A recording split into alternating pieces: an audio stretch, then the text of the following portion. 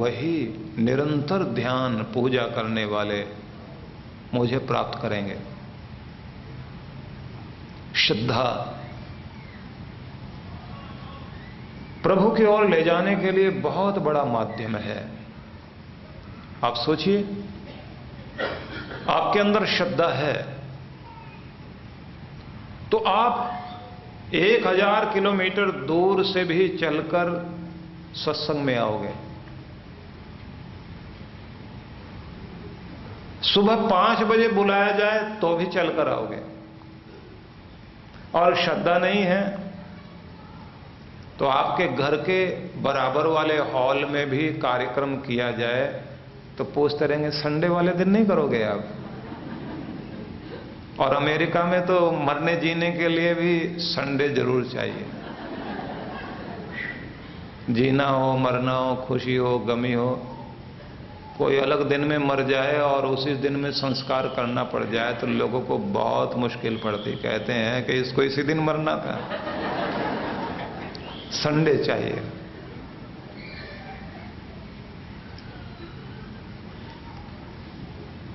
सुविधा हो या ना हो, अगर आपकी श्रद्धा है, हर चीज को आप छोड़कर आ जाओ तब श्रद्धा कहलाएगी। जहां कोई शर्त नहीं है, प्रेम में शर्त नहीं होती, श्रद्धा में शर्तें नहीं लगाई जाती। भगवान जी मैं पाना चाहता हूं, अगर मगर किंतु परंतु लेकिन वेकिन बात ये है। बहुत सारे अगर मगर लगाते हैं जिसमें अगर मगर है ही नहीं। जब बुलाया तब चलकर आ जाए, जब याद आ गई उसी समय चल पड़ा। तो श्रद्धा जब आपके अंदर अतिशय हो जाए और शर्त कोई न रह जाए तब भक्ति आपकी सफल होती है। और यदि श्रद्धा में कमी है तो भगवान भी सामने हो तो बात नहीं बनेगी। आप सोचिए ना कि कंस के सामने कृष्ण खड़े थे, रावण के सामने राम खड़े थे, फिर भी कोई फर्क नहीं पड़ा। कंस को कृष्ण ने मार तो दिया लेकिन बदल तो नहीं पाए ना। रावण को भी मार दिया लेकिन रावण भी जैसा था वैसा ही रहा। आप सोचेंगे कृष्ण सामने हैं तो सब कुछ चेंज हो जाना चाहिए। क्यों नहीं चेंज होता? क्यों बदलाव नहीं आता? क्योंकि अंदर प्यार नहीं है, श्रद्धा नहीं है।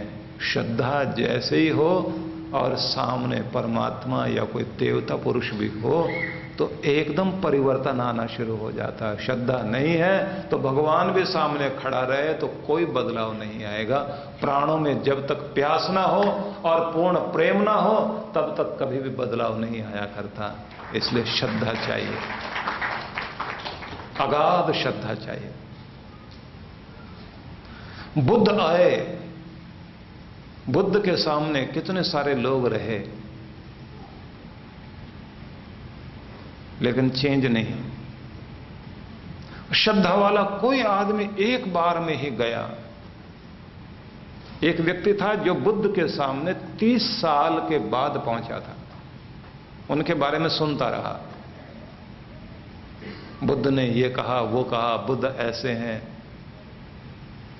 और जब भी वो जाने के लिए तैयार होता था तो घर में कोई ना कोई परेशानी हो जाती थी।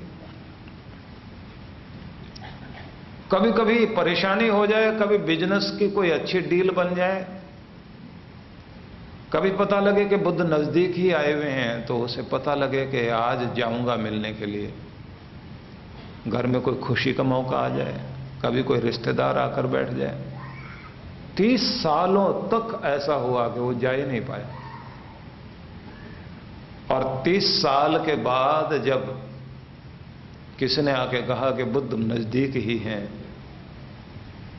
पर उनका शरीर अब इस लायक नहीं रहा कि वो संभाल सकें, ऐसा लगता है कि शरीर छोड़ने वाले हैं,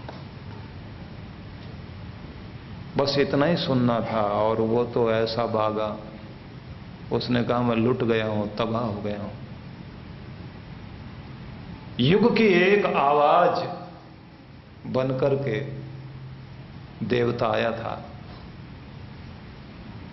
और मैं दुनिया के झंझटों में उलझा रहा, मिल ही नहीं पाया। वो फिर नहीं आ पाएंगे। ये चांद सितारे सब साक्षी बने उसके कि बुद्ध आया धरती पर। मैं नजदीक रहकर नहीं मिल पाया। और जैसे ही वो भागा, उसी समय किसी ने आकर सूचना दी कि तुम्हारे बेटे की टांग टूट गई है। उसने कहा टूट जाने दो। कुछ लोग रास्ते में मिल गए, उन्होंने कहा कि हम तो घर ही आ रहे थे, आपके साथ में बिजनेस करते हुए बहुत फायदा हुआ हम लोगों को। एक बहुत बड़ा अच्छा सा बिजनेस का प्रपोजल लेकर के हम लोग आए हैं। उसने कहा आते रहेंगे प्रपोजल तो, अब मैं कोई बात सुनने वाला नहीं। वो भागता जा रहा, गांव पार करता जा रहा। एक गांव के बीच में जैसे पहुंचा, उस गांव का जो प्रमुख था वो खड़ा हो गया। उसने कहा प्रणाम करता हूं, मैं तो आपके घर में ही आ रहा था और आपकी बेटी का रिश्ता मैं चाहता हूं मेरे बेटे से हो जाए। और वो आदमी सपना देखता था कि उसके साथ रिश्ता जुड़ जाए उस घर में। इसे लगा कि सब काम पूरे होते नजर आ रहे हैं, हर चीज सामने आ रही है, बाधा भी आ रही है। बेटे की टांग टूटी हुई है, इधर बिजनेस में भी अच्छा मौका मिलने जा रहा है, इधर बेटी के लिए भी रिश्ता आ रहा है। उधर अंदर से आवाज गूंजती है कि बुद्ध भी जाने वाले हैं।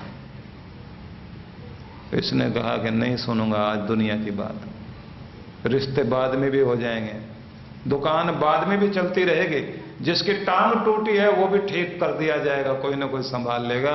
लेकिन अगर बुद्ध चला गया तो फिर कुछ नहीं संभलेगा, मुझे जाना है। भागता हुआ पहुंचा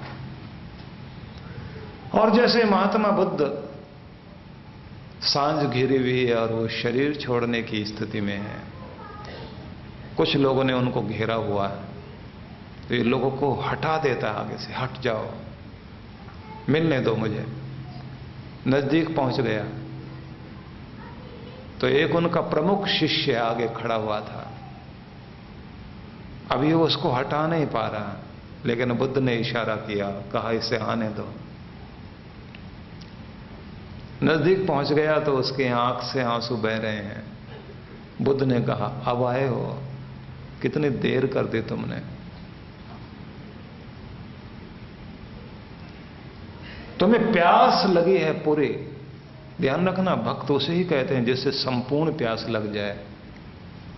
संपूर्ण प्यास जिसे लग जाती है, प्यास पूरी ऊंचाई तक पहुंच जाए, फिर आदमी नोट गिनने की तरफ ध्यान नहीं लगाता। प्राण निकलने को हो प्यास से, तब उसे दुनिया के आकर्षण नहीं समझ में आते, किसी की बात अच्छी नहीं लगती, पानी खोजना चाहता है। कहते हैं भक्त वो है जिसे पूरी प्यास लग जाए परमात्मा की और उसे पाने के लिए व्याकुल हो जाए, उसे ही भगवान मिला करता, हर किसी को नहीं मिलता। हम तो भगवान पाना चाहते हैं, लेकिन हमारी आवश्यकता की जो लिस्ट है ना, उसमें भगवान आखिरी नंबर पर है, इसलिए नहीं मिलता। हम और सारी चीजें पहले पा लेना चाहते हैं, उसके साथ ही अगर भगवान भी मिलता है तो मिल जाए, लेकिन बाद में, पहले नहीं। जिसे पहले भगवान चाहिए, बाकी चीजें बाद में, उसे ही पहले मिलेगा वो। बुद्ध ने कहा कि तुम आ गए हो और बहुत देर कर दी। ये मन ही मन बोलता रहा कि क्या जानूं कि कैसे आया हूं, बस आ गया हूं, इतना काफी नहीं है, पहुंच गए हूं कैसे भी। बुद्ध ने कहा कि तुम कुछ पाने